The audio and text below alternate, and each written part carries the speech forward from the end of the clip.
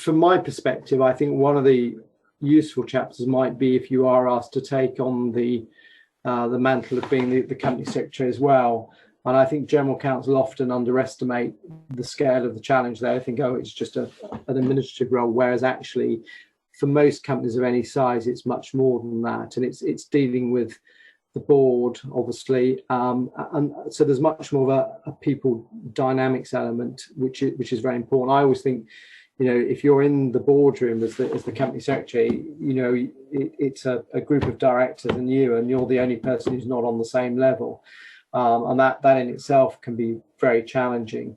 And I think it's getting, building up the confidence with the board that you can do the job and that you're there to support them.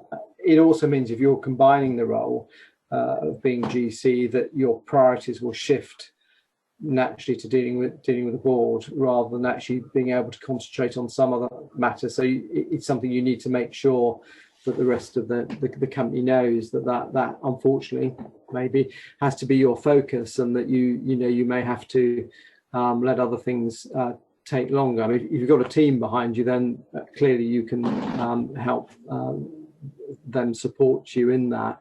But I think it is a challenge. It's challenging because, as I say, you're dealing with people. You've got to have that credibility and gravitas in the boardroom.